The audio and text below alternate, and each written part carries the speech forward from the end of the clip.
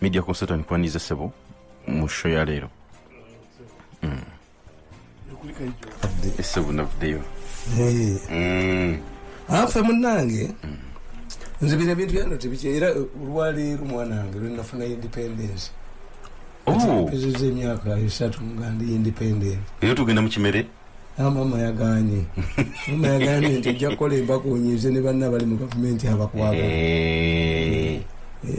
Lero luwetongola. Kireke kubali lwena wangula obujozi. Mega dafi. Zisiringa Gaddafi yawona aba America ne yekweka. Yapoza ngo lunaku lwe wangula aba America. Era ebizimbe bite yabijjawo. Kyaganga Gaddafi atudde ku mukeeka aba ku mufaliso. Nenga enyenyuwe ziba zijjawe awe bakube ebizimbe bya awabeera. Naye nze nina ekyanyamba nti sirimu wangu nnyo kubanga ndi informed. Kibola nti mpandiika nnyo ebintu ne bibeerawo.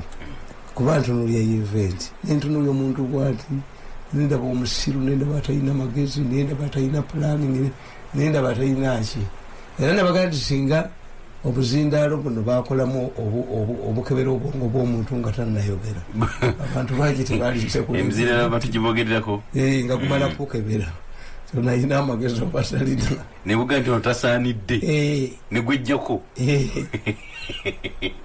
kakati ebintu yammwe nze mbagamba nti wadde ffe mbyobufuzi batugamba nti history does not repeat itself. Different players, a similar situation emerges with different players. Nembaga ekyokubiri teri mukulembeza asuula gavumenti ye. Tekiriiwo.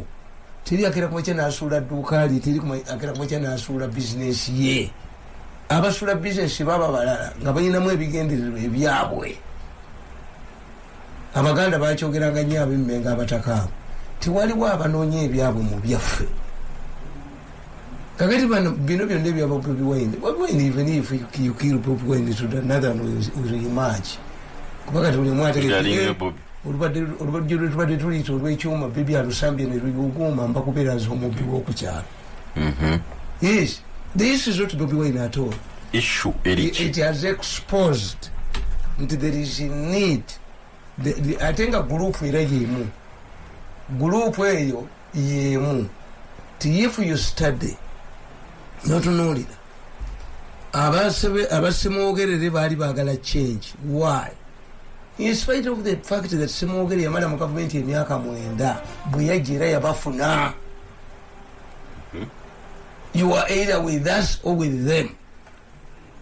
Kibaki eyakera ku makya n'agamba nga muyabaga nti bane tugende mu bibiina bingi oba nedda.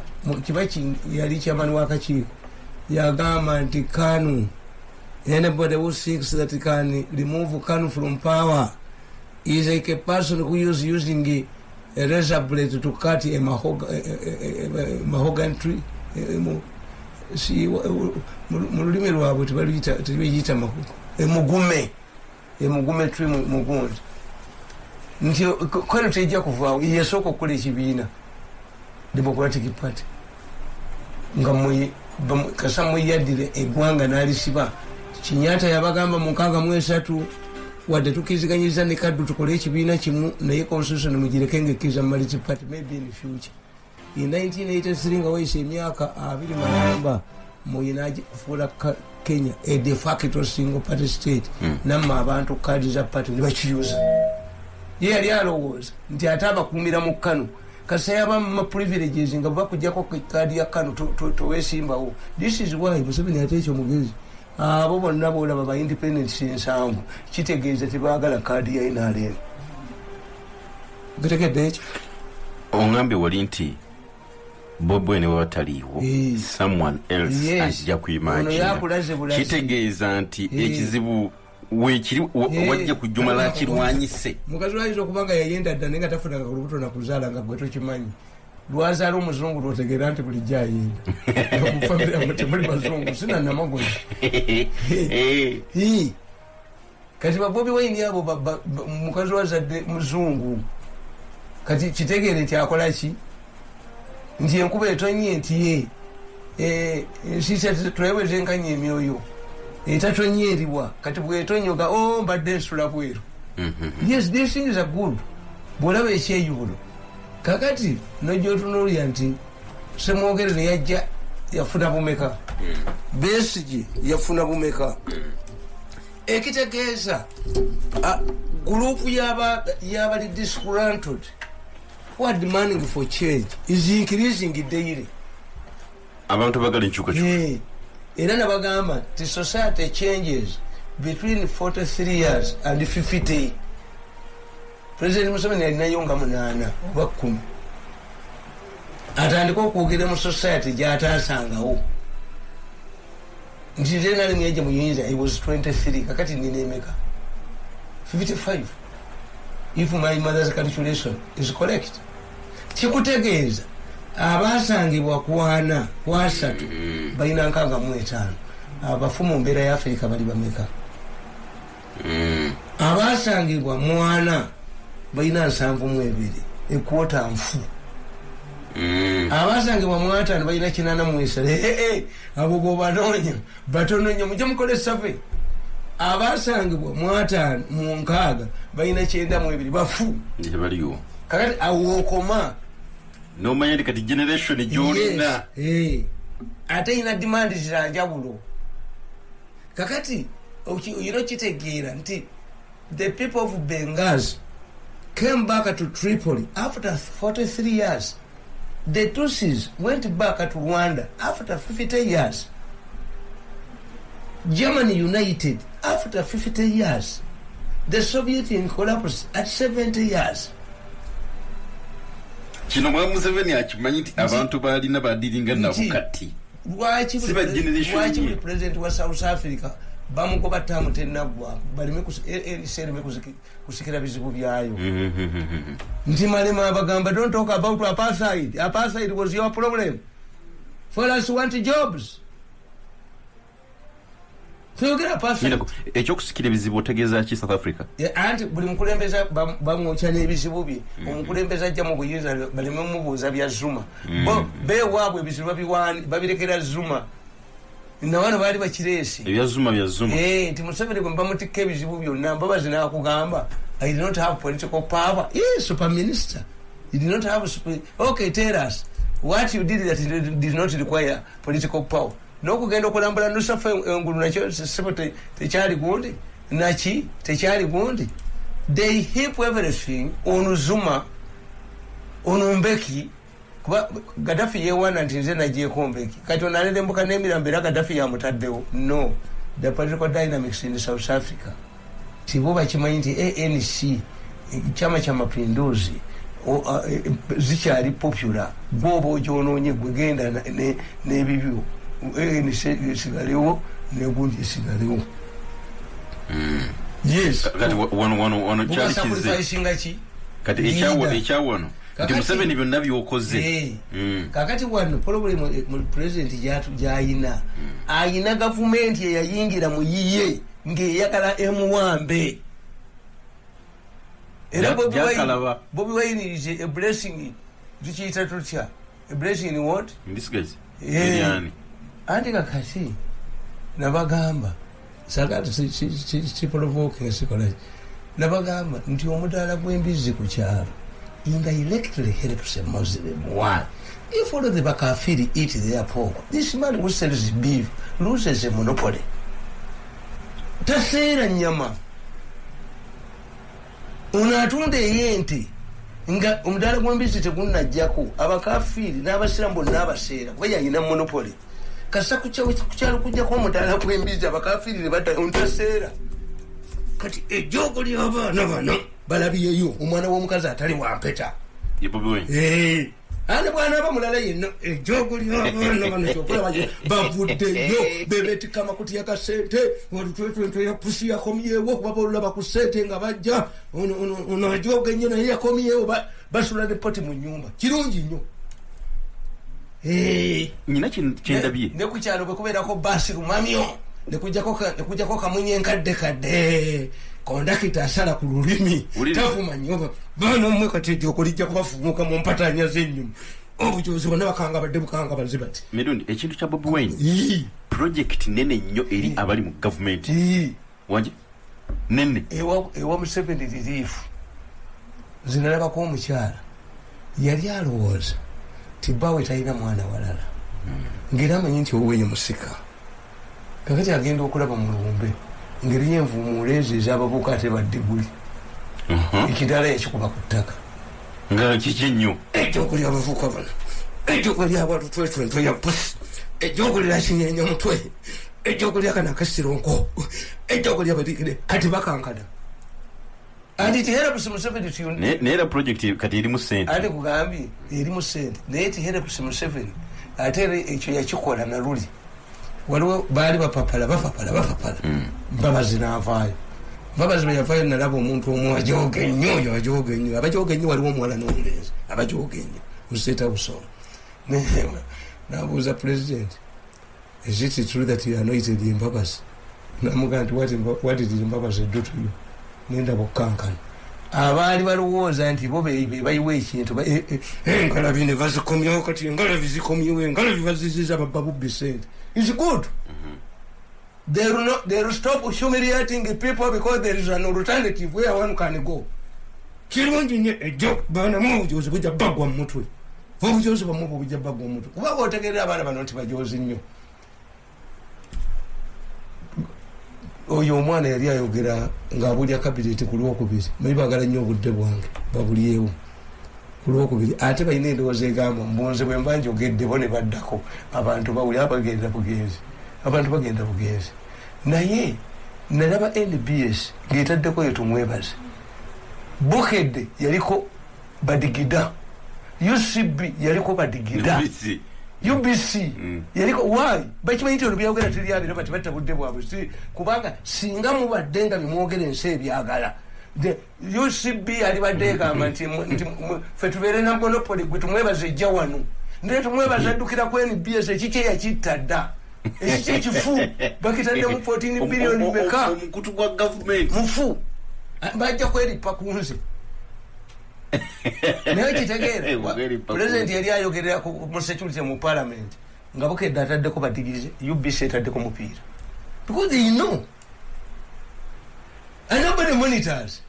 This is why I see the intelligence an intelligence officer amanyi political intelligence byali baddabi manyi ndi lwaki station y'eggwanga eraga abaki abadigiza babadde badigida ku Lwokubiri mubuuze ekyabadde ku UBC mu digido Bukedde nga naye eri ku mudigido UCB yabadde ku mudigido UBC naye bavuma ate NBS why bo baagala president aleme kutegeera inefficiency zaabwe tia attention bife atweyo lwa nedde watu muvuko no fulumi agende genda kole yiyo mubye president sente bilioni 14 bilioni 2 bilioni meke kyamu tikitambula mulumba kyabalala mirundi okiriza nti ekya Bobi Wine kiresewo kusattira mu government ani nkubuli n'omukulembeze tatudde bulungi ati ekimuyamba Museveni kuba omwana ayina pesi gyaleese ennaku zino Museveni kati ali mu ghetto lwakuba akatabo kange kampize anti kyenkugamba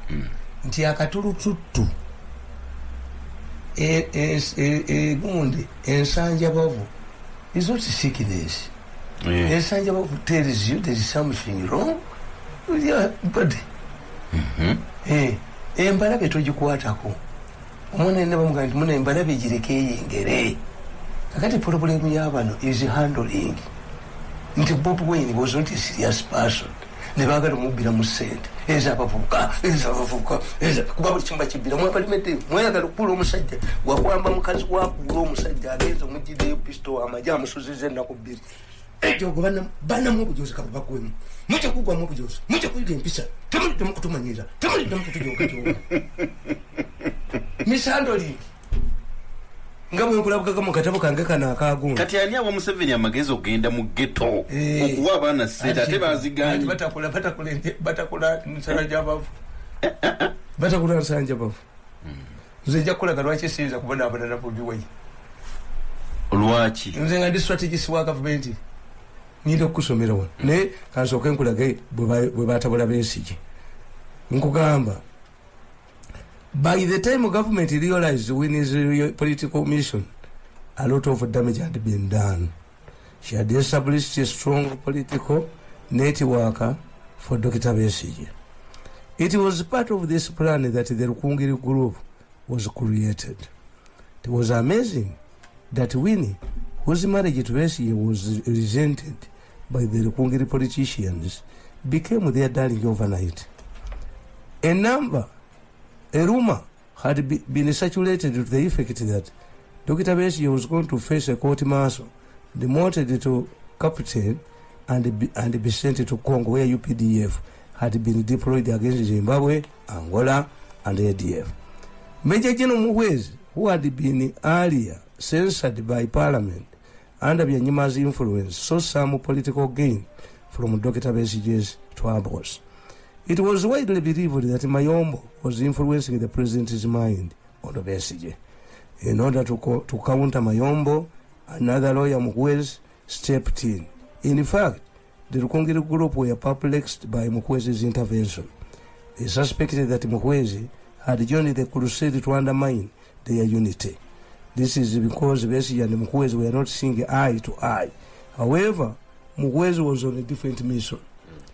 Our usually opportunistic Baganda politicians who never hunt for their political meat but wait others to kill and share jumped on Besigye's bandwagon. Some of the leaders, including Haji Sebagala, Matias Boga, Kenny Richams, and others, joined the Rukungiri group crusade for the release of Dr. Besigye.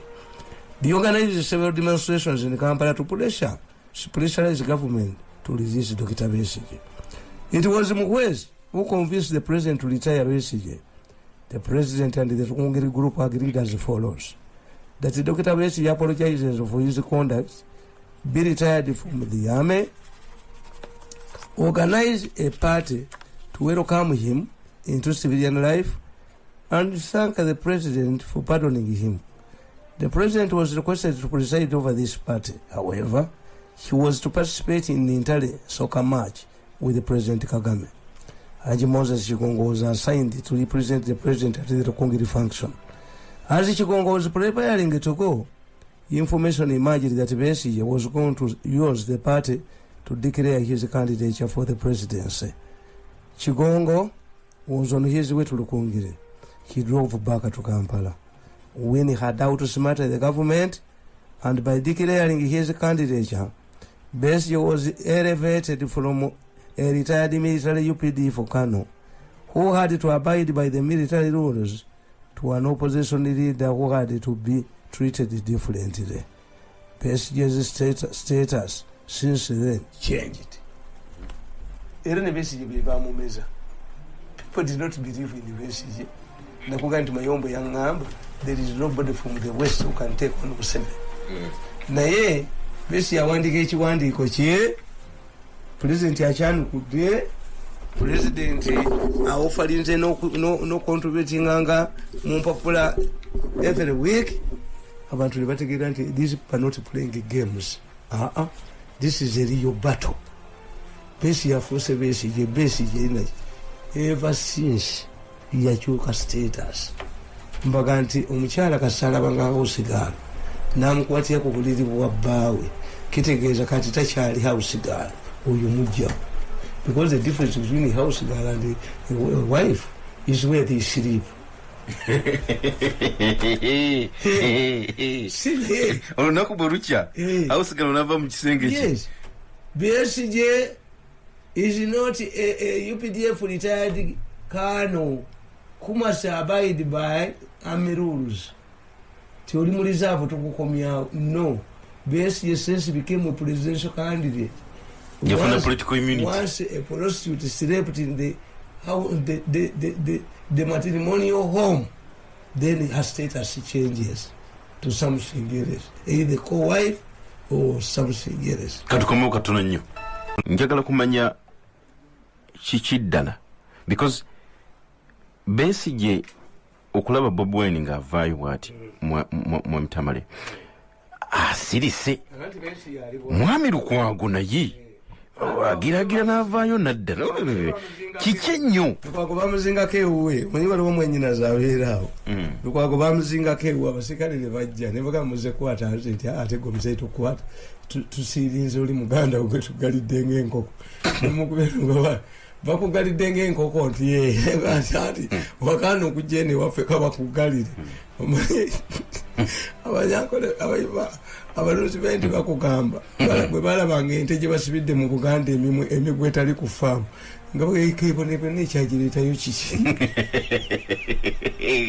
ani ekigambo eky'e Buganda gye balagitulugunya naye nayogera ne Lukwago naye nayogedde naye namukubira esimu nemugamba bakugaliddeyo naye nabuuza abasirikale tikakati okujjako nga nammwe temumanyi Lukwago tayagala Bobi Wine wanje ate ali mu kampu y'abeesiki Lukwago nganda bavavaayo tumanyi nti bamuganda n'okubeera mu musango ebyalo ye babimuganda kati nembabuuza kati ono musiba waaki ekyokubiri mulabyewo abantu bameka abazze okudduukirira Lukwago nabaga nti ekintu ekiri wano tamala kusikategedde yes there's three things Lukwago tayagala Bobi Wine bali bamutya kuba Lukwago ali mu kampu y'abeesiki Bobi Wine ne bw'anaabeera meeya ne bw'anaabeera ki Bobi Wine in his current status will influence the politics of Kampala ekitegeeza Lukwago bw'ataba mu layini yaki bwe tobalaba niwo amabikke baani bonna okumwesibako Kampala kuba kati ndaba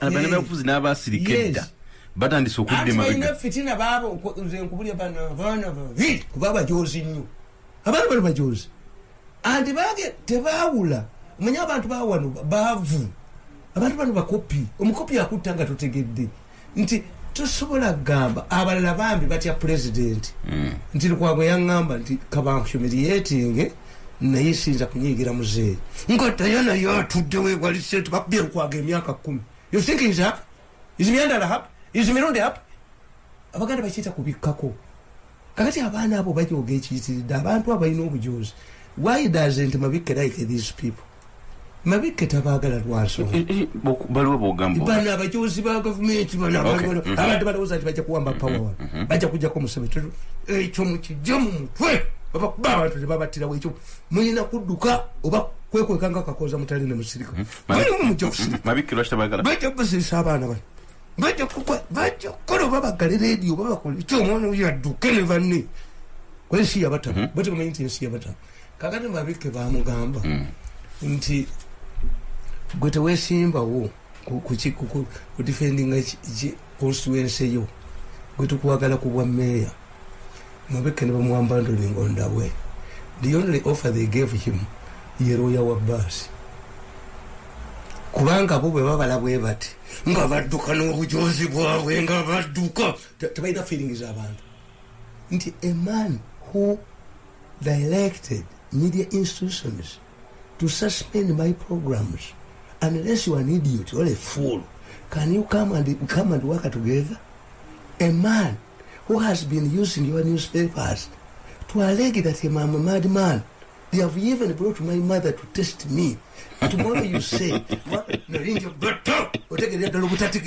an idiot because you don't toyina humanity kuka golowooza nti abantu basiru bwe tunamugamba milioni mwali mufudde nalinja benyondo ate kati kyembalazeeko emyaka 3 bakitegedde nalisobola benyondo mu mutwe why you cannot grab somebody's wife lunga nti jangu ewange obereyo ng'oli house boy ng'omulabako nyinake simatidde bulungi nyinake simatidde bulungi wanzijewo mangu ku Lukwago kirika kiri kimu nti whether elect or not whether he stands for the presidency kuba tuyina kye tuyita influence ne power no authority Bobi Wine ne bw'omukola otya mu Kampala ajja kusigazaamu influence ate bantu balina accountalinga Bobi Wine mu Kampala why Nsereko musajja mugezi abala that's why he has survived nabaga nti eri Muganda asobola agera mu State House ne bamugamba nti president amugamba nti fuluma obutawagira tuli babiri ffeka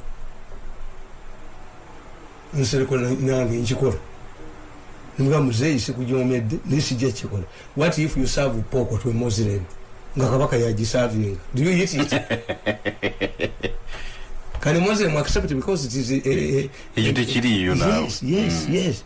Kakati ekyokubiri balidazi bamwe bonna mu bamaze yono footballer bwemba gamba malicious footballer nti one kitatali mu komera chairman waje wa division yawo yeruwaga Seremba Kawempe oyumbu yalaga wamba basi era mwana yange nere bankwata abasajja bali bavudde Kawempe Seremba ali mukwano gwange abasajja bava Kawempe libanga Seremba yatuli ya muddo batutwala nabo mu State House ulwalero batutwala nabo mu State House hadasi gobaga nti ali wamba na yino nasubanyi okutako bana abo no mukinuma zuka nekiro obutako beyondo ne mwaso mu kinuma nnyo. That's why I cannot work with them. Miruli katunanyo. Kakati nkubulya ne gamba. Awo nyine. NRM eyinekizibu mu Kampala nti ono ali mu komera kitata. Kizibu cha NRM kugamba nti Bobi Wine ne bwatesimba ku bwa president mu Kampala district ajja kufuka haja alagidde. Unange wendi. Kitegeeza yene Lukwago bara yivolinga. Lukwago ayagala okulinya ku kyaba. Lukwago amanyi nti nga tali mu good books zani. Good. Kakati bwenjagala ombulire nti Lukwago being on the other side. Ngate Bobi Wine I imagine senga opposition leader. Bobi Wine toina wo mvumira kati. Nebesi yabadde akubye t-shirt nga ziriko Bobi Wine ngate eno ziriko kirala. Yenga talabiseyo kubaga kati nkugamba nti NRM mu Kampala it will take it time ne munagaba send one Kitata is in a prison Seremba we Kawempe I doubt oba wamu I hear nti ye demand yali ya send bamuwa fa baba kodire tetuzirabayo ne baganti kakati uhuru ne bamulaga ku mpingo nti abi umuchere ni yafumba ku mikolo ya government ati kyenkubulira ati bachamulina chairman mulongoza nti buli umusente tategeera you think everybody is a political prostitute. That's why these bad people go to the audacity aje tukole ngoma zo kumandi ni mwali bafu ngana mwali bafu kana mukali babu nalinka yodenka kale mera mu ntebe bali 2020 ya pusi zishisaga on page is this damage repairable. You killed my political career until get so don't to jam meeting to the moment at your money. Therefore kakati mpagamba nti bachairman ba mumwe nale enakawote muina baba muaba humiliatinga Kampala tebayina. The issue is not money. Omuntu aboza mbagamba bulijjo timwe kamba boza singa omukazi anoba nagende ewaabwe ne bakugamba nti mugulire gomesi n'engatto n'ekikoyi n'omudalizo gwoba obimugulidde ne bagamba mutunulire Butambala bakugamba kikulukulu temumutwala mutwale muwangato nyenyeze kati gavumenti bweyovalyakitinga mwene embeera ani anyenya ani afuna credit njagala ombulire because government yali badde ezimbira ku kintu kya bijirimana. We are not panicking over bavubuka. We have been having this program. Tebadde successful. Eduse neddi badde successful. Kati babundu nedda bajjaziri era basigalewo kubanga bakubuuza nti mulenzi gwe mbadde nkwagala ng'oli muganzi wange tolowoozanga nganako kunfumbi nti nkuwase olabye banjogerezo jakati ayulirayebo. If you were strategist you say nti gwe mazena omukazi amazena ebba emyaka 14 omukaaga mmeka awulira luma nti waliwo omukaaga nti nkukolera hijja kati munyenye nali sikyamululi. So all as strategists, that's why I help these people. In many cases they don't understand me, but I help them. Don't panic by moving here and there. Mugende ne mugeto. Aba geto bachimanyi muzekati. Yeah. Bakola hijja kubagaba hijja. For you continue with the publicizing.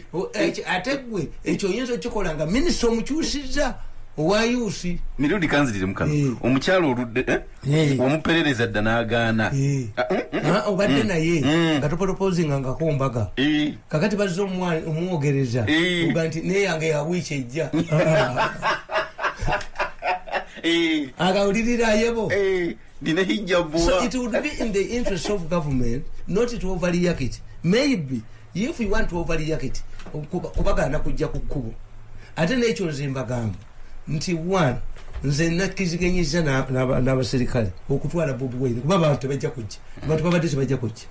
Toyinza ganti embaga ya gundi abanagenda kasikimu n'atulaba kimanyi nti basindika yate tebajja abantu obasindika y'obusindisi poliisi bino byogera ebyakayima ebimu biri irrelevant ndoza naye alina pressure tuyogerayo kino kakati nze nkubuulira Bobi Wine njagala nnyo abeere protected tumuteekako pressure tumuprotecting. Why? Ebintu biri bisatu before going to protection before nga tunagenda protection wadde oyogeddeko wali nti agenda kutuuka ku kiseera kyaga nti Haji alagidde Bobi Wine alagidde kiki ekigenda okubeera mu Kampala wano kitawanya Lukwago nti wakiri bakulabe Kameme Lukwago lwakita sensinga naga nti ngenze mu people power andi kakati ate Besigye ye muntu wa Besigye era nze mbabuulira mbagamba nti Bobi Wine, why I wanted Bobi Wine to be heavily protected is this. Ekiri mwaliwo temwakitegeera bulungi. No. Abo bakasiyano wadde be bagenda ku poliisi ne bagamba abayayo mu kibuga bakubye president y'amayinja. Bote babasanga ku poliisi. Kasiyana ayinako olubale. Which means Bobi Wine bamwagalako bamobilizinga naye si waabwe. Oyina okukitegeera nti oli musawo Muganda, oli mukyala mulungi, oli musawo Muganda. You must know. Abasajja bajjirira ddagala oba kukwana. Kubanga yajjirira eddagala. Ne bakuyira acid face nefa. Yakoma wakime eddagala. Yajja okwana naye kasamuganda gwalabye omukazi ayira mujja wa acid kabina. Ayira maaso wanadiba. Ofenye. Agati Bobi Wine ne mu group ye yennyini mwali tebamwagala. No. Gundi Besigye has done it several times. You cannot lumonde bwako na nebumuza ku kyoto. Kyobula mu America is not easy. Omuntu yakona kuba president bwani kanira na akomawo. You were rejected. Nebo ganti banziba. Omwana yagambye nti waliwo enjawulo wakati wa life presidency ne life presidential candidate. Exactly. You were rejected. Okujja kumanya abantu babiri abalemerako. Wadde yatandika okuvuganya ne Sengo in 1971. Sengo n'avaako n'alekera Diouf. Ono n'awangula Diouf. Kyobula yajja wa myaka 8. Why? Nti bamutunulyanga multi party ye mulesi. Kitegeeza ruling party teyina muntu gwesimbawo. Kuba Diouf nga tomwegerageranye na Sengo eyatulako ne mu parliament ya France. Omulala gwotunuulira nti yalwawo era kyobula neemalawe kyakufa kihana erwanyisa ennyo Kamuzibanda tebamuwa. No gweroloyo abaganda bagati gwerubala akubanjirako. Yes, Shikedi akubaganya mu butu nakubagana nabano wano lubala abanjira kwani taliteko semwogerere omuyize mbaganti politics is lack nebo manato fiti na mutyo balenzi mwe tumina bongo bwe tulina Uganda lubala abanjiza kwani semwogerere mulikumulenda kirana semwogerere yajja nga special zawandira kazibu yayimba enyimba za DP ku Nikolo kazibu yafuka vice nga semogeri tafusa na yasembayo kwa deputy prime minister foreign affairs. Yes, notulya tata wange bidandisa mu kampu ya gwe batendanga amagezi kintu musoke afuse ko prime minister kirunda kive jinja unyirizaako kwa prime minister bidandisa yakoma ku minister wa local government. Abana bajozi bano batula obekyo bakitegeera tizamufula zimugemu ujja kumulabona nyenye omutwe ngaduka kano gakakutirisirongo kuyoga bantu kino making clear Bana byabufuzi abatyegatte ku musinde gwe people power future yabufuzi oji predicting oti alika kati kyegamba nti people's power eyina slogan bano ne baagala ogibbira mu ssente babalyeku. I've declared the war on my people's power. Where is it? People's power era yeni yebesigye yani tactics nkubulidde nabagamba nti mugamba buli besigye n'embabazi bakuba olukungana mu kitundu kimu bonna bakunamu. Why? Their audience is the same.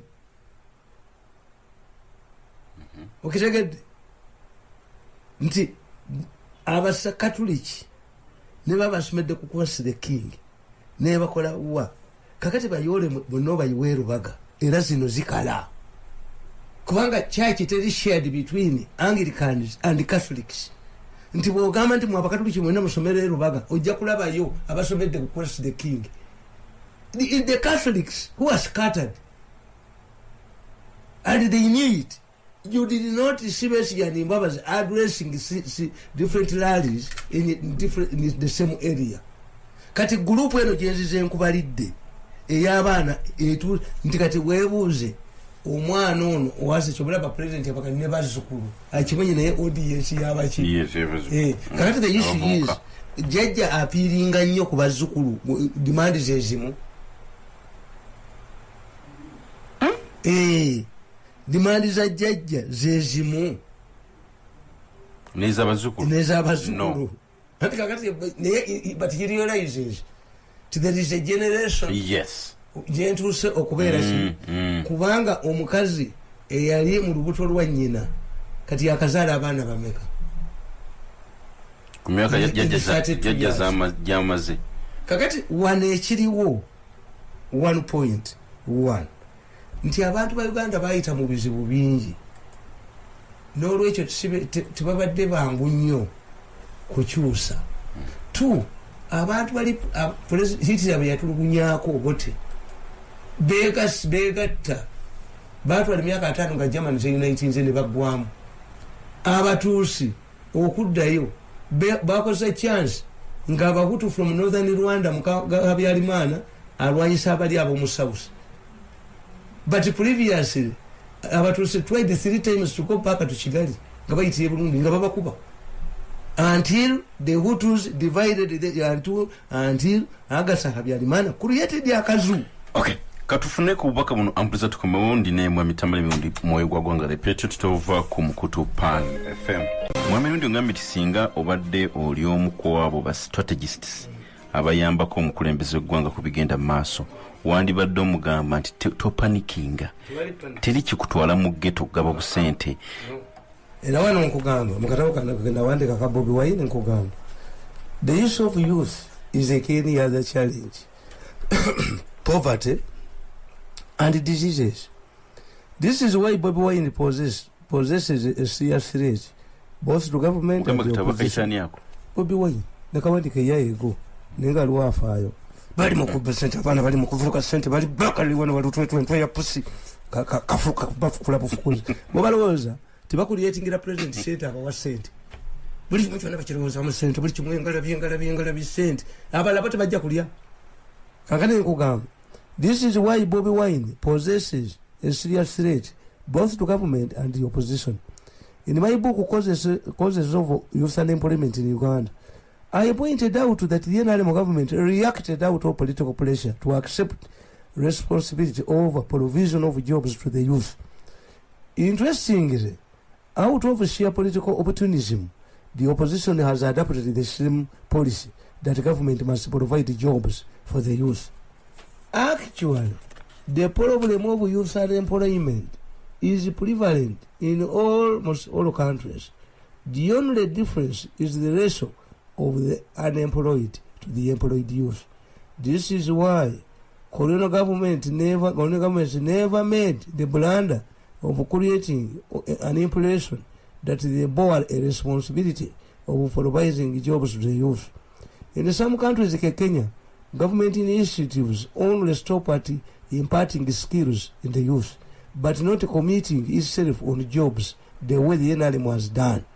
In the same book, I pointed out that tradition in Uganda dictated that it was the responsibility of the youth to create jobs for themselves.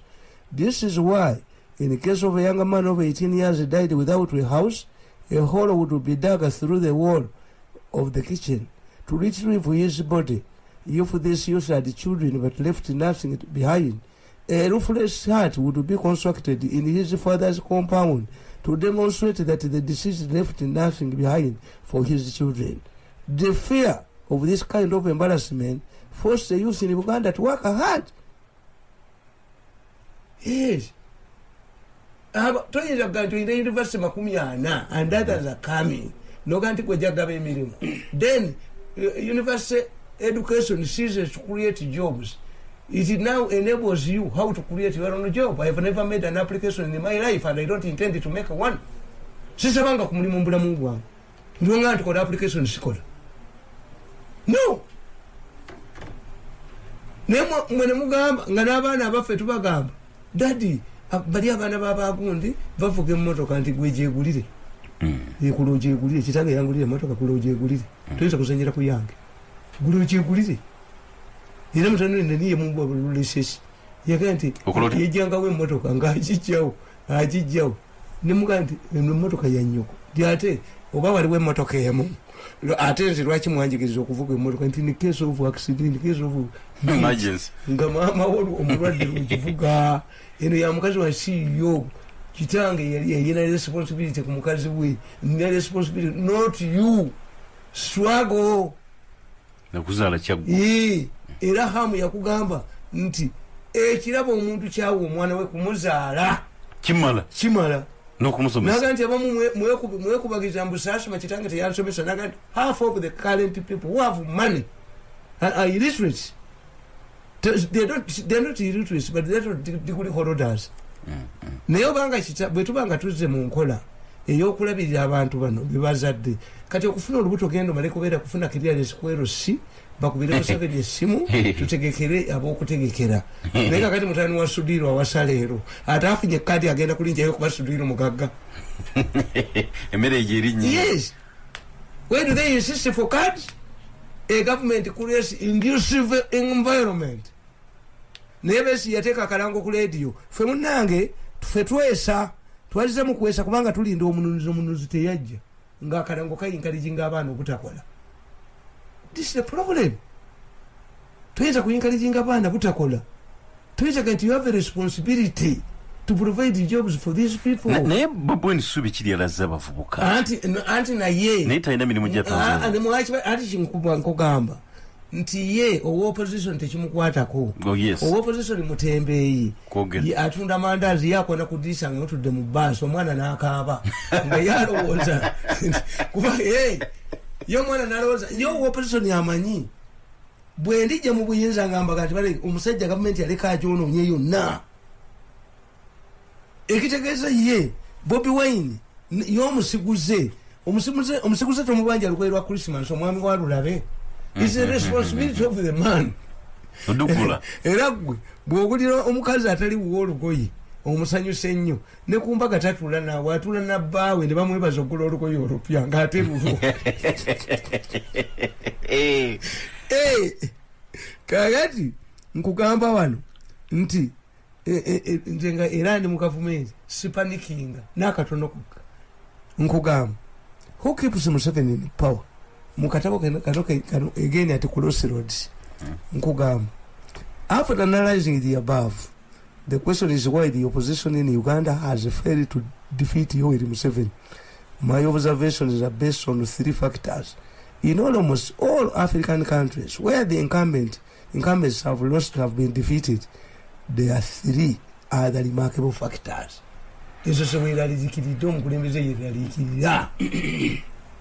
Omukulembeze mu Africa yeralikira zino 3. The opposition is fragmented. In many African countries, political parties rotate around ethnicity, which renders the efforts to forge unity against the incumbent impossible. In addition, the opposition lacks money to survive and only resorts to being models of the regime. This means that the incumbent president in such a cases controls both his party and the opposition. This is how President Moi maintained the power for 24 years in Kenya. However, when Moi picked Uhuru Kenyatta as a political novice, the opposition picked Mwai Kibaki as their candidate because the Kikuyu could not vote in any Kikuyu. Orunaku, opposition iloyegat, opposition nefuna social said, umukulembeza ali mbuyinza akankana. Na yezi nabaga nti omwana asula mu ssabo talina muntu n'omu musajja mukulu gwa wakitiibwa. Aba ali awo nga Sheikh avumira Swaita naye akimya akalagala. Aba ali awo nga n'omubiikira ekonventi etabuse omutali musajja naye akimya akalagala. Aba ali awo nga Faaza atakizibwa kuwasa akimya ebbombo ly'abalongo ye bwana. Kakati nze nasulako mu ssabo. Abo opposition waliwo namba manyi kyokala siyingira wantu nasulako mu ssabo kirekete kyenkugamba abakimanga akalagala abamu bagiraga mu magandula. Kakati eyo opposition tetiisa mukulembeze kuba yonna agifuga kati baba boogera kati nze siri mulwadde nga nakulaba nagamba Beti Kamya muganda kankubulire gwe Beti Kamya gwetegereze kiro namugamba nti ojjukira akalulu keyongerayo ennaku 7 ani yasaba akaluka yongerayo ennaku 7 yali Besigye mu buwandiike era Kasujja n'azimuweerawo bano abaali tebamanyi nzannya yambayekera ne baduma ekisajja kiwagira Besigye ekisajja kiwagira nabuuza Beti ne muganda do you know who talked to Kasujja first? Besigye akirete mu buwandiike. It means the two things. Somebody was controlling Besigye. Ojachi jukire akalulu kayongereke na kumu 7. Yes. Ani yakisaba mu buwandiike. Kyali kivudde wano. Ne government ngate ya nyega gamba nti kyali kivuddewo. Nagamba Beti kanti walitekera story FD soja jiddukamu. Ekyo FD sikizinga. Oli kunvubu. Waliwo envubu enneno yinza ogibeerako nogandika luno lwazi yeefuula omulundi kumubwe. Omanyi politics emwe gye mutamumanyi. Nti politics wa Africa alinga bwolaba crocodile mugiyita mu Luganda goonya. Goonya emanyi okudda ku lukalu neeyasama neefulumya ekifundu obuswera bwonna obunyonyi ne buyingiramu ne bujja bukokota mmannyo naye enswera bwe zijjulamu ewumba gumu. Kati tegenda nendaba ebitimba nze wali olabye ekitimba kibankwatiddemu waapi ndabye abasiru wano nga bagamba simanyize ndi mu byakayibula ngenda bikubuulire. Another important factor is where the opposition has mobilized the masses against rigid elections or where the incumbent refused to concede defeat, like in the case of Yahya Jammeh in Gambia. Okitegeera wano challenge gye tuyina president yalina okutunuulira ennyo yakalulu akaddako. After 35 years in power ne bwe bali baabawangudde bajja kukyankalana nti waayo ovuze nnyo ate nabagamba nti wabaawo omwana omuvubu omwana omuto n'omukadde galubindi nebula paka ani agibbi mukadde. Yes. After 35 years in power ne bwaliga nti mbawangudde mwalaali tebajja kukkiriza awe walibeera ettabu sikati tabu ejja kawedde otyo ettabu evamu rigged elections over these people deliberately refusing to accept election results. nti batubbi kubanga obalaba nti percentage y'abano ova ku 8 odda ku 65 kati wajja kubeerayo aka 55 bakagaane. Awe wajja kuba tabu 5 years from now. Nenkugamba the sad case your prediction in nene is where the army has intervened in removing the incumbent from power. An example of Burkina Faso fits in this case during when the army played a big role and ushered in a new administration. The same was applied in the Central African Republic where foreign intervention paved the way for a new regime. Nze nsagala majje gateeka mu bantu gajja kuzina endongo n'abantu muweewuunyi anti bakabaveeyo boogere abakazi kaboogerere mu saloon banango wewanga ndekera mutwalo kuno omule ngo 13 amunonya owe 13 ali awo atudde mu saluni ngonyumiza banno webajjagala ndekera oti ebiri banango omusajja nze njagala kansula ebweru asula antigomya nga wali wajja ne yeebaka ng'ona amunoonya saluni mbi nnyo singa mwogereyo byanviiri kakati amagye kasamugaleeta mu bantu is not good. Nkubuulira bw'ojjodire embuzi ogimanyiza ebweru oba embwa ogimanyiza ebweru ebawoganira olunaku lwonna lwogizizza mu kayumba kaayo emanyidde outside amakulu geego nega finally the death factor can also stop the incumbent bayiyeya ekitongole ekirala ekyafanya fujo on oba special force oba special brigade oba intergund police organization ku force gituyina enene bweti they are inside the back of their barracks kuuni gituyina enene bweti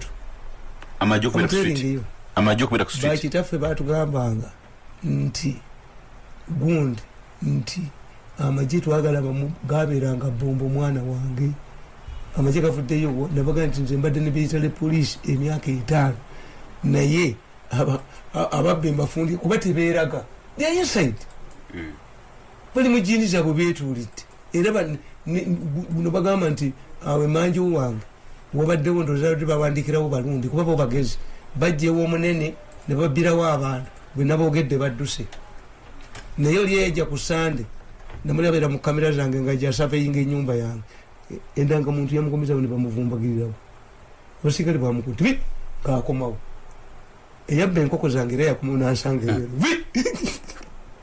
kakati nkugamba unfortunately for Ugandan opposition, all of the above factors do not and have not applied. Uganda's situation is very unique. I've always compared the Ugandans to a divorcee who has almost seen it all. In the mid-80s and 90s, a political wave of change swept across the African continent, ridding it of single-party dictatorships, with each being replaced with a multi-party system. Surprisingly, Uganda remained an island.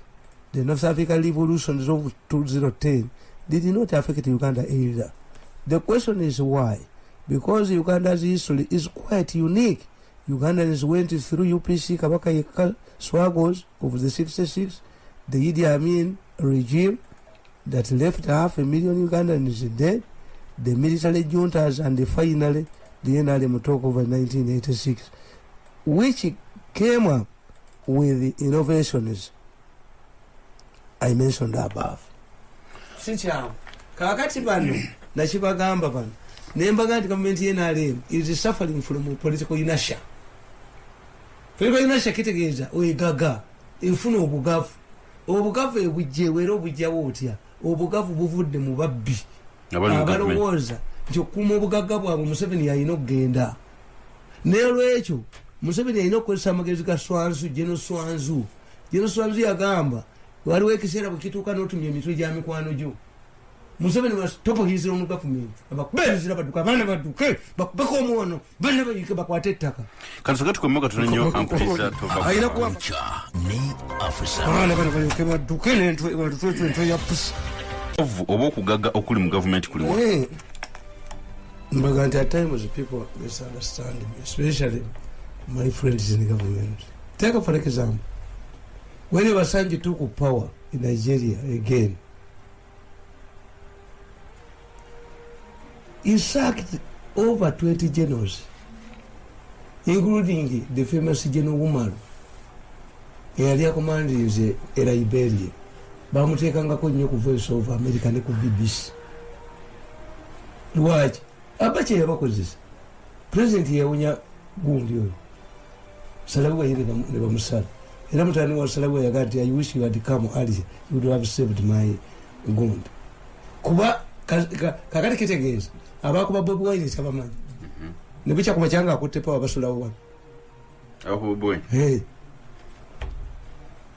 saka kati bwemba involvinga mu bintu ebyo ebyalagisikero potisanya obutale bakwokereza biki the army remains an orbiter in any country This is why season never zibera mu crisis amajega jega listowalinga order iranze ekimu kyemba nonda nenonda nga ndi mutukula njimanyi titebasobola babesi yokufuga gwanga ne basoka kubalula fa mayumba nyumba ya mirundi yakamuliro na duliba musiani therefore the Army cannot sit and 40 sons when Ugandans, innocent Ugandans are being killed. The Army there have taken a decision to take over. Abazungu babasaba transition mugenda kumera bankaji ngokola government ya national nadulia fudde ne mirundi nzetonda ba wonkubira mutukula n'entema twenda kunda bana mukalu manyi because I analyze all of this go okay kakati obugavu obusoka mu kampo ka police which has rendered this put this the quality of this government at stake ne mufulumya report ngeraga nti kuchino muli kupundi ujembaga nti gundi eyo people power nongose mwezo politics bwe chamanyi no fulumya report no gamba nti gundi za banka musanvu za kwa deliberately banka musanvu bayizisula mbugenderevu governor nasigala because tuzita resignation statement and now how can a governor and his team remain at their jobs after this stinker has been released against them? It cannot be done. It's only done in Uganda. Bali badoyo yagambye edda let me resign. Kati bagenda kirwanyisa mu parliament.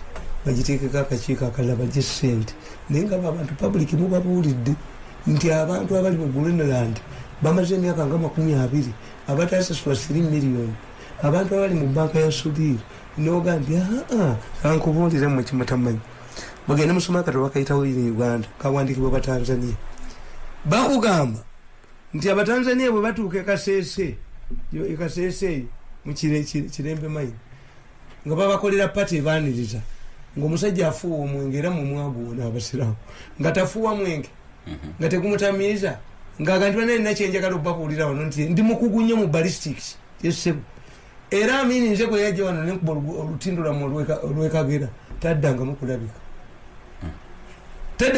because the Tanzanians ibamuta nti gwakuba oluki yayogera mu bantu abatali batuufu incited the people. Do you know how much money did we spend on constructing that Kagera bridge? Ye wana tukuwa lukuba tukuomba mutukwebase echi. Kakati mu eyo Bank of Uganda bank and workers somebody can mobilize ne singa people power can tukungane tufulumyo abasajja bano tubafulumye Bank of Uganda masase gavuge nga bayisewa yanti tiekubulira ati achiba kozi obaba ina kozi bya kuogana nga wasose kusensera banka era report mukikwate limekufulu bamuza yininge ukitegedde ate mu wiki yemu ne mutwala omukazi ali responsible kweche yali wa monitoring ne mumuteeka mu parliament bamuyisemu ekitegeeza yuteeza kuba government yemu abakola bino byonna baddabe jingo bali munda uyusuwa government yakola ebyo because we are mindful of the image ne time je tulimu noganti ofona opondo yakalumba abazungu abalumbi akafuka kesengo ne kakuba mawuli nti abazungu basaze sente za education first lady yabeera ekitegeeza kakuga tuyinza bavuma naawe bano be bagulya mukazi wo Gomez nekakangabala mu office ne katulamu ne kasigalamu. No, it cannot work. It cannot work. Bagemeyire wabadde okapata akakoleddwa bamugemereye bagamba president bayitya nema tiwaye gundi ne mukazi atubuzizaako emirembe baminisa kibakyeyagala mbu yabagekewa abono nga bamwogerako mu cabinet yange tebaliemu ebyo naye a woman was helped to you nabaga nti abantu political land evictions are political nti Museveni omulwanizi w'abakopi ate abeera ate ne gavumenti egoba abantu mu ttaka nembagamba abakola ebintu bino bamaanyi. President visited gundi Wakiso, he found 4,000 families nga bazikobye mu ttaka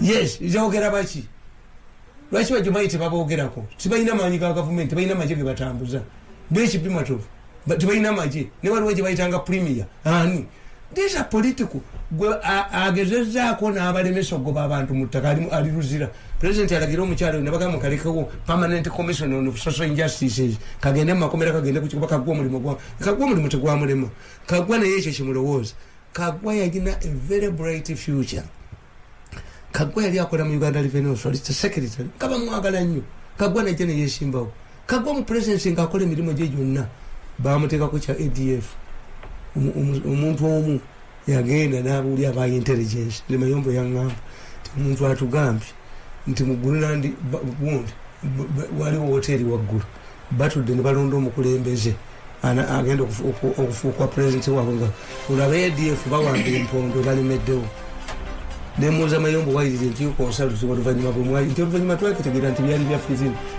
nti ngambe president nti byali bya fitina bino ebirala byanabikkiriza kakati kagwa mwamutira future ye omulimu no Lubega's wife rejected 8 arcades because she was mistreated nayagala bagende ne wakanali yabagata the woman converted to Islam noli chipumuna alikubuza nti buli muntu seta abana bande balibuza betukujja bano ngakutwala wano yeri kwa kutaina bewa mirundi taina bewa yeti tusabuchuse mbali tutwala tuba 5 billion no you are not creating government kati oyo omukazi mwali mu de support yennyini nega nkubuli omukazi yazze namukunamire okimanyi nti ate basinka je namuli kodinga namubuli aba minister abamutumye kati oli minister akube essimu tamanyi nti ate bagambe yerwe ali nono omukazi kati toddeyo asijja kudde omukazi gwe nzono omukazi mulokole omukazi ebintu byewange amayembege omukazi alina amayembe mbw amayembege gamugambye butadde mukulumba mukazi mulokole nyamu informed kakati nogamba nankabira yanyegidde nayateze nankabira simulako problem nankabira yagambye nti babano ebemupi bayitiridde kakati minisita muno munanaga tuyinayo municipalities endala zetuleeta 8 eyo gavumenti eriemu eriemu omusajja naga nti omukazi agamba mwami emmere gyetusigalizayo y'abantu nga 3 muyingire 10 kati kitegeeza abo baba bategeera muri kuyiye emmere gyetusigalizayo y'abantu nga 3 omusajja n'alagira nedda muyingire 8 muyingire 10 abayagala bakubombokazi nankabirwa we baawukanya nono there are 2 agendas these people believe all the would be leaders mubalete ku dining table baliye so you deny the opposition or any other group leadership but if you deny an opposition leadership ofuna bayaye tukupale fmde kabiri musanvu zibavuga sawa 5 nankabirwa akimanyi kyecha munyiziza nti hati yeye chief whip bamusaba sente kati ababadde ebibiri ngaabawe ebibiri abasatu asolba kakati bafuuse 5 naye mmwe muyinza musokya titwaleeta embeera mu maka agaffe ti omukazi lwana mpanga akabawozi musasule how can a MP demand money to pass a party motion mukikiri munsi the difference between a prostitute and a married woman is money. The other one operates on money. This one is love.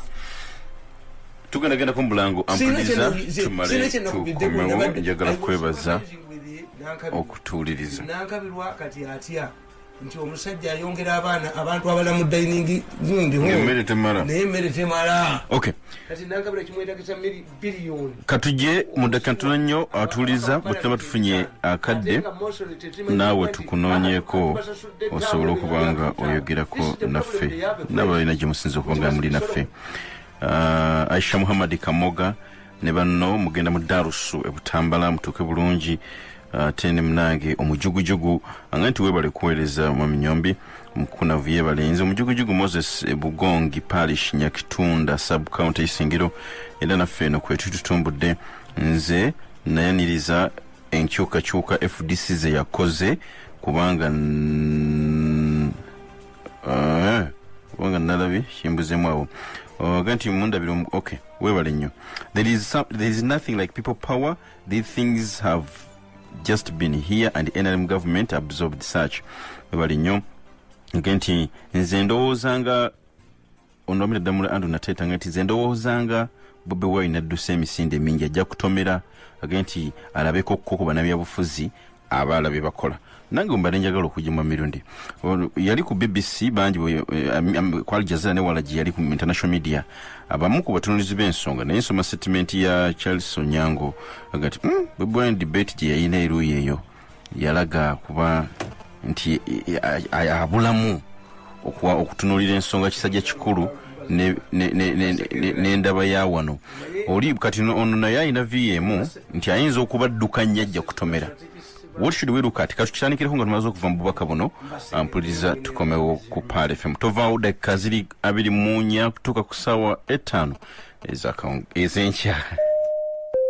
Omdala ku Pal FM. Sedika Real Estate tugula wamu n'okutunda ettaka, emmotoka wamu n'amayumba. Tulina abasivi abalungi, abazimbi b'amayumba. Tukola ne ku biwandiiko by'ettaka. N'olwekyo gw'ayagala okugula ettaka, emmotoka oba amayumba, jangu mu Sedika Real Estate. Jangu ku Wakiso District Road ku kizimbe kya meeya omwaliriro ogusooka. Tukole ku nsonga yo oba tukubire ku 0702 43 93 77 oba 0774 9 Sedika Real Estates. Wewe weze gwe n'abo mu makaago nga mwemiringusa ka Coca-Cola akanyugugo okuzaama ngeno omukyoma bwe gukalirirwa nga bwe mwewummuzaamu n'abo mu makaago ng'enguliko muzinira kweno awo taata ng'abazinira mu busitayiro bwabwe obwedda ng'awo jjajja mukyala naye asileyinga muko yolo siligrani kati nno weeweze nga ne famire yo nga mwemiringusa Coca-Cola annyogoga okuzaama. Mwami n'abakyala mwaniriza ekipya ekyegase ku lulyo lwa White Star olw'obukyafu amabala n'akasulungo ebinaaba bifuuse lugero.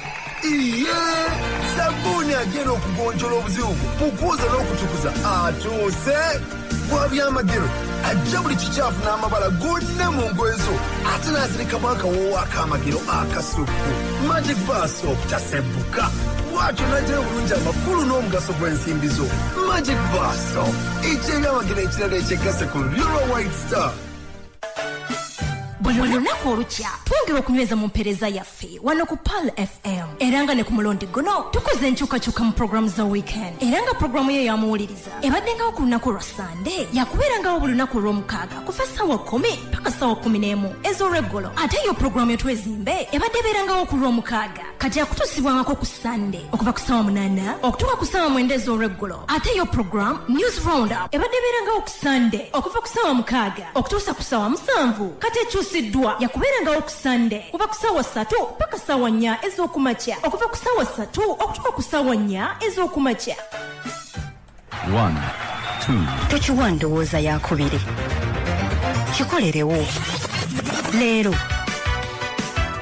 ate kati wuliriza Pal FM ekkula ly'omuntu yes kwe tuli ku Pal FM dakika 21 kujjukiza munange obutasubwa amawulire gaffe agooca buli lunaku okuva mayule gano gakusunsuya n'okukumanyisa ebigenda mu maaso mu nsi ku ssaawa 3 ez'okumakya ku ssaawa 4 ku ssaawa 6 ssaawa 9 ne ssaawa 3 ez'ekiro.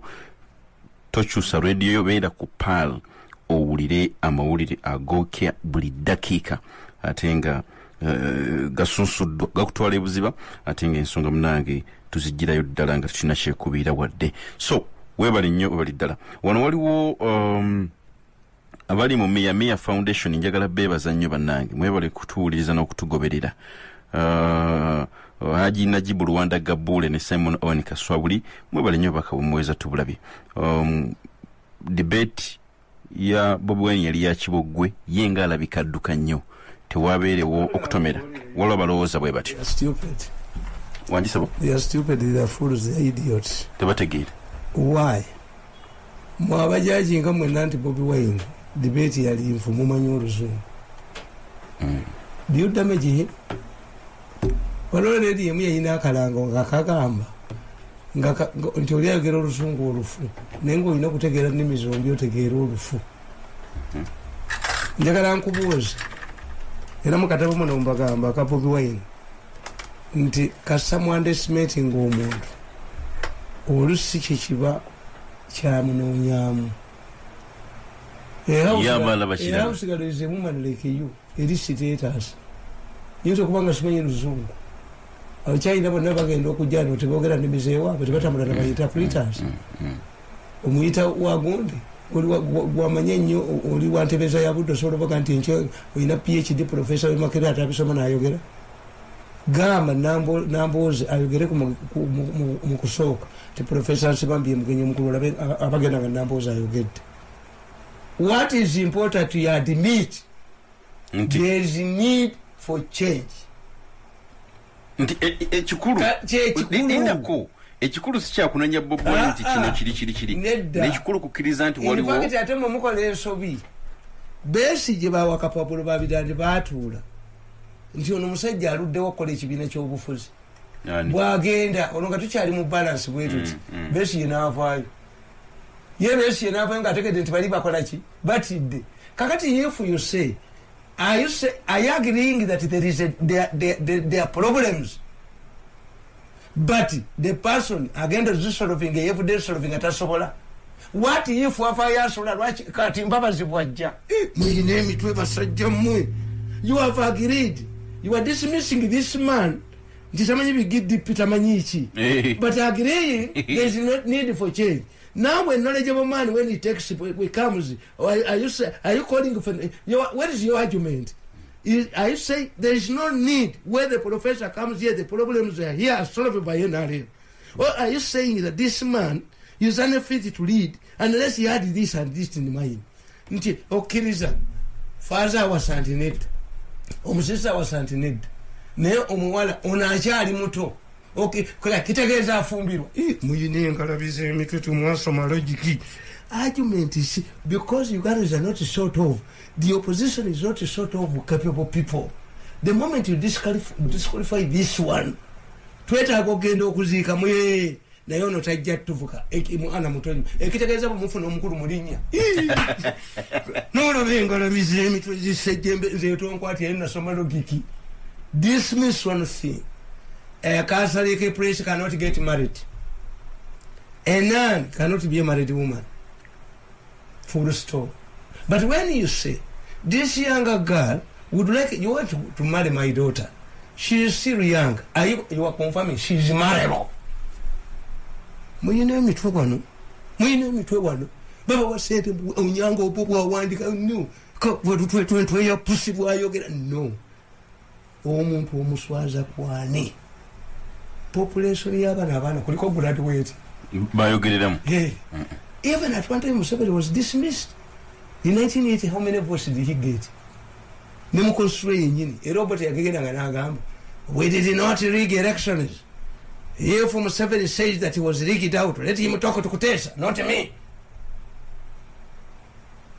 Dabaganti kite kukyalo kwafe kwaliko omwami ngamita Kayongo kati yafa idisa yagijja nagamba kitanga ndabyo akasajja katono bwe kati ye Masaka te ebigambo byekoogedde kekajja okufuga eggwanga lino njani timuseve kitagenda ka Museveni nata basemogere noga Museveni oli mulalo Kayongo todanga wano 5 years later who has done this type of work? If you were asked about Museveni 5 years in 1980, what would be your answer? So therefore to me what is important nkuganda amulaki nti yasambye olugi yabadde amacha. Let us construct a strong room, a stronger door. That's what lazy people do. Not to concentrate to abuse. Economics, let me tell you, nga sinavuma Bobi Wine. Budget ya Uganda bali mupizi bameka basobola kugitisa. No interpret. Bana mawulire bamekana engalabiza mmwe abasobola kugitisa ako. Budget, to analyze a budget. Wano twalina wo musajja omuntu akira amoti. Only a person who could write about environment. So, to me, what is important is that Museveni is top of his government. Oba bano bajoyininga bajoyininga opposition bagende naye service delivery ababbi baveemu noga nti omukazi nemukiwa hype nti tukoze eddwaliro ly'emulago ly'abakazi nayogera omusajja yabuuziza manyeze njagala nnyo abatamiifu abo abayonooneka omwenge naye nga basomako birizoni nnyo okubeera nabo banyumira nti sigenda mu katemba naye bagenze ne bagamba omukazi bw'anaabeeranga emulago bage omulwadde anaabeeranga emulago ng'ayagala nansi ajja kusasulanga emitwalo 8 bono kati mudwali bataddeyo bamalaaya because the mulago means nti free service era nakumulembe gwa mini bwe muyita omubi ennyo bagambanga ebyobwerere byasigala mulago kakati mwe muddidde eddwaliro ly'omulago erimanyiddwa eryabanaku a donation from the British government at our independence mutaddemu eddwaliro lyammwe eryabagagga omukyala avayo minisita biddemu wabisome damweje emiwendo ogisomye anti agisomere mu parliament agende mu byamuleetanga ekiteete ekiri waggulu. This is not a hospital for an ordinary person, but you made a mistake because you don't know propaganda to put it at mulago. This is not mulago. Era ne bwologenda mu bitundu byonna eddwaliro lya gavumenti baga mulago e Masaka ebyo ngotegeera lyaki ye kakati ate bwekyo batategeera abakazi abo n'emitwe gyabwe egyo nti the moment gwewa gavumenti lwokola emiwendo egyo ini mulago you are encouraging the private people bajja obangayo gavumenti gyosaba omulimu muwaza okutegeera nti abaana tebalina mirimu ate okugenda okujjanja babajanjabira kweja emisaala naye mukazi gwe otula munoonyerezaako ngenda muwandikako akatabo naye famire yaabwe yali abagagga nnyo asoma bisome naye bamuteekera anti mutuula kuba tebalina strategic team nti don't make it mulago, separate it. Nti eddwaliro lino lyabagagga naye tujjanga kujjamu ssente ziyamba abanaku. This is for rich people. Instead of traveling to India, buli omu yenna ayagala kugenda ate temusobola kujjawo kyakutambula bweru. Why? People go outside for civility reasons. Do you believe nti lwaki Nabagereka tazaalira Namirembe mwalubati kuku azaalirawa lwaki wa oje lwaki mwala president azaalira bweru? You think ayisobola okusalira omwere eddwali lwaki bwe bamutta security people? Nze oyinza okunga ndi ngenda buli ddwali bankuba akabira kanga egundi kati ndawona nina abange naye nti nfungula akabina mukubemu eddagala mu clinic ewazzala mwanoonya dda munkube eddagala empise buliddemu kati egenda kufumita mutima ndi musiru. Ekitegeeza people seek overseas treatment not because that ekyokuliza obujja tekijja kukendeeza ku overseas. Nedde yawemudde ate kyenkugamba nti emiwendo si gyegyo nogamba nti gundi omanyi zenna ebintu byenkolerako. Waliwo omusajja yampise mbu omwana ambuddemu Tamale mirundi kenti kakati owokubiri ono gwaddako yekimbowa konze lwaki tanti twali tetuzaala naye kakati gwe nkubuddemu ono gwoyogerera egyo ugundi ku ledi ono ye walubalala mwana walubaana balubala konze kale naye kakati kekankubuulira if you announce Uhuru announces after realizing that many Ugandans cannot have a meal a day, I have created a site for poor people. Nti ogwabanaku gwa mutwalo gumu kitundu oguguba gwabanaku tebayinza kujja ne hoteli ne bagikuba kati eddwaliro lyabanaku eddwaliro lyabanaku kwezo sente zeyasomeza abanaku nga mutudde mu cabinet. Unless you have to have touch with the population, you would say this side we are not doing anything new. We have private wings for hospital in our hospitals, government hospitals. Nti Namirembe omwawule tajja genda mu private wing alubati kuku nti kubanga mwawule sente ezayonki ndala. Omukatolika ajudde ayina sekapulali tajja genda asambye omukazi we bamujjanjabire bwereere. Omusiraamu ayina abakazi be balanga bonna bayina embuto ensambi abayingiranga ayina sente. Commercialism. The moment you make it commercial, kiba kiwedde nti essomo ly'abakatuliki agamasomero gemuwulira nti gaabano agabakatuliki si gaabo gakyaki gakatoliki kyaki naye yategeera bwe twa-identifyinga n'amasomero gano nti gaffe bajja kutunyiigira bakiwala bimale balina amasomero kabaka eryeririrudda nene babbulamu nyina baalitunda why nti katoyinzaga nti kiwala bimale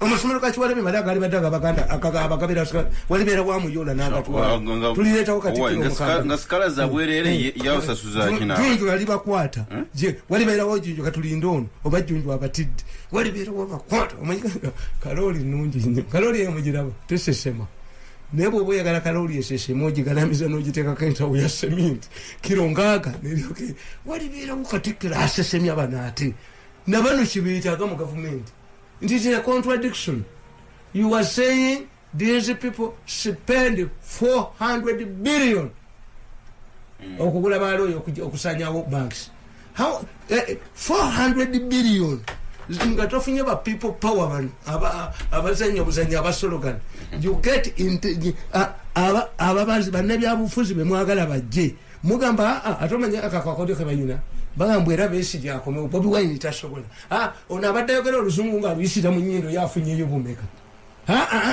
mubegendereze akantu ako mukegendereze akantu ako keboogera mwenda zokka zezibulayo okutuuka ku ssaawa 5 ezenkya y'olunaku olwaleero munauganda esebo nange munange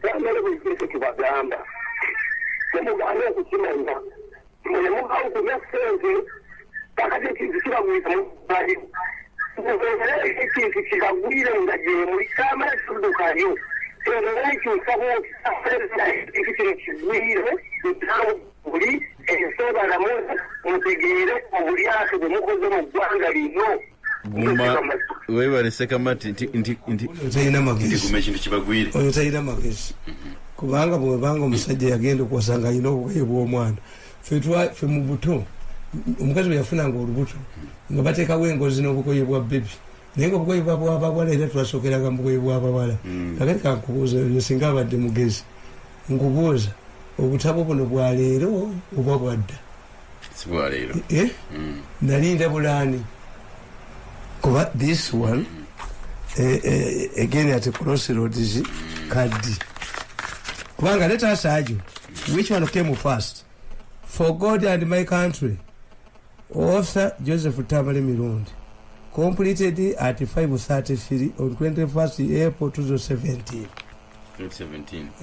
Again at crossroads. Again at crossroads.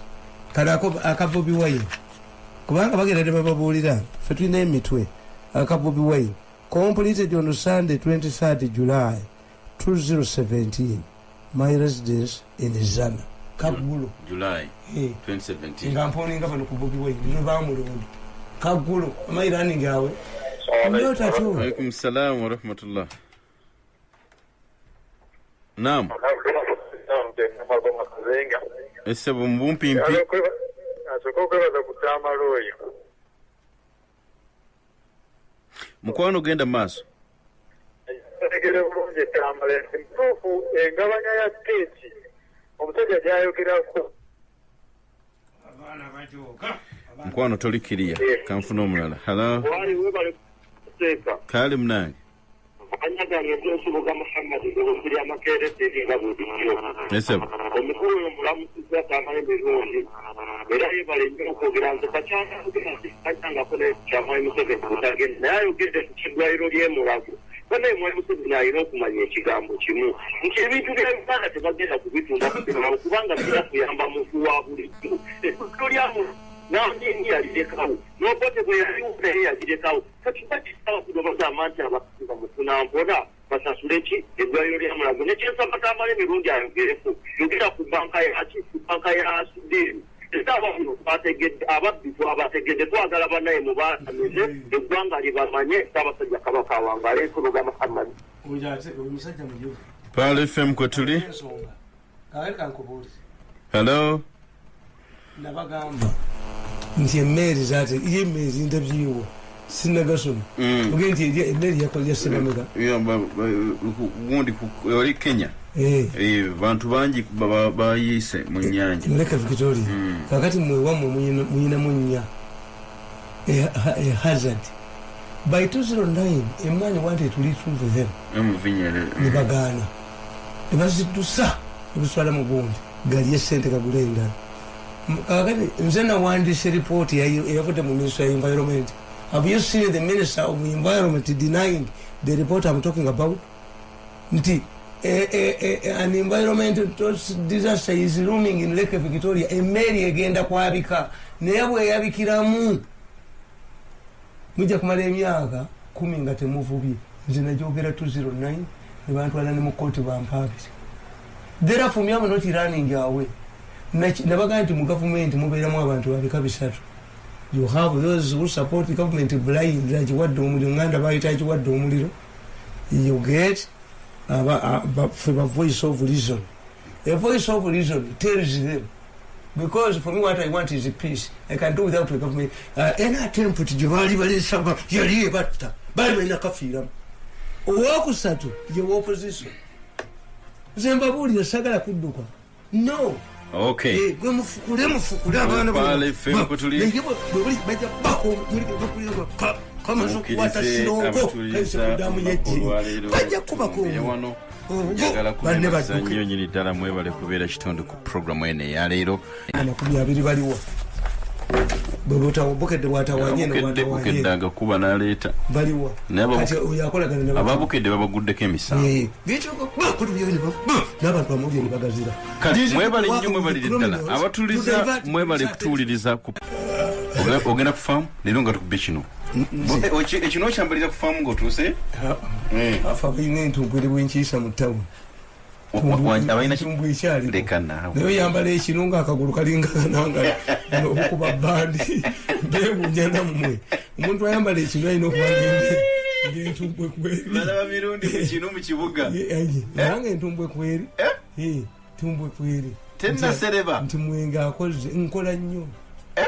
Nze nkola nnyo ate singa neyimiriza abo abaana waliwo gwe baali bajoze n'atakiriza genda omwenge si gwe gukozeza olikiriza abaana abo ne bakujoga n'ova mu kifo kino bakutwala gye bakututte bakupama ne ku mutwe togendayo genda kuba amatafaali wamu genda bavume genda oganiye ddala okutula sirituula nabo nze nabaga nti abo abaana kano kalungamye okutuula nabo mu kabuli mass grave mu prison cell oba mu nyonyi nga sino lutaniza ogenti wali nakule tulira mu kutula n'abaana abo bali batano birudi paka ngamba labye konka badduka bajja bako mu abala badduke ogenti omwenge sigwe gukozeza nga bagamba bya iwaka very hard kati n'ekyokola nina programs bbiri olwaleero kyokola ngere wedde musajja mukozi nnyo musajja mukozi ntule wange ne wandi ate nali mmanyi nti bw'onoovaayo mu gavumenti programu nazikendeza ate bali balisasula balisasula tebategeera nti nze kennyini nali nabategeera dda nti ampromoting myself